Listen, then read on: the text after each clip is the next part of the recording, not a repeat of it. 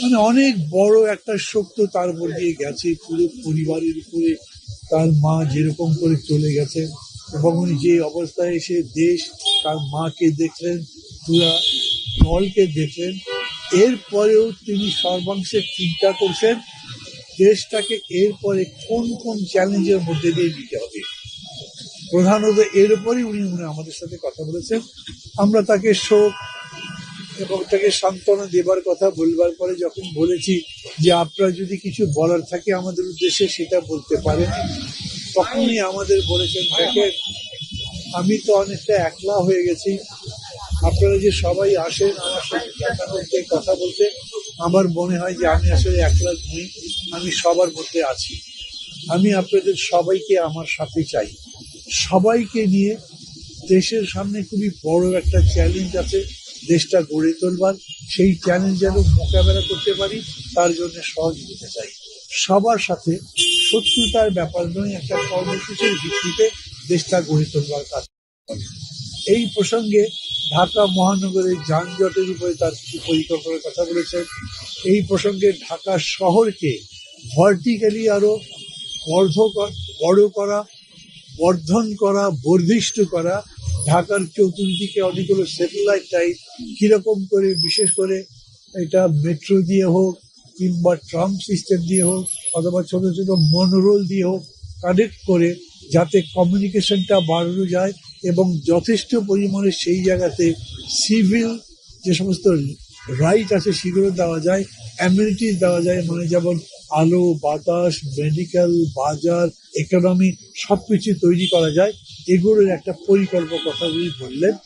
এবং তার সাথে সাথে বিশেষ করে মেডিকেল ফ্যাসিলিটি কি করা যেতে পারে, উনি কানাডার উদাহরণ বললেন, লন্ডনের NHS এর কথা বললেন, ইউরোপে কিরকম করে মানুষের চিকিৎসা নিশ্চিত করা হচ্ছে সেটার কথা বললেন, এবং সামগ্রিকভাবে দেশের অর্থনীতিকে আরো বেশি এগিয়ে নিয়ে যাওয়া যায় কিরকম, এর উপরে আমাদের সাথে প্রধানত কথা হয়েছে। এবং এই পরিকল্পনায় উনি খুব, মানে আমি বলবো যে খুবই অকপট ভাবে বলেছেন, আমি সবার সহযোগিতা ছাড়া এটা তো করতে পারবো না, অতএব এই কাজ যাতে সবাই মিলে করা যায় সেটা সহযোগিতা চাই, সামনে যাতে আপনারা আসতে পারেন। প্রধানত এটাই উনি বলেছেন। আমার যেটা মনে হচ্ছে সেই ধারণাটা বলি, নিশ্চিতভাবে দেশ আর 1.5 মাসের মধ্যে নির্বাচন করবে, তারপরে একটা সরকার গঠন করবে। আমি মনে করি যে এই নির্বাচনে হয়তো তার দল জিতবে, তিনি দেশের দায়িত্ব পাবেন, তার দল দায়িত্ব পাবে। দেশটা গড়বার প্রক্রিয়া আমাদের 1.5 মাস পরে শুরু করতে হবে।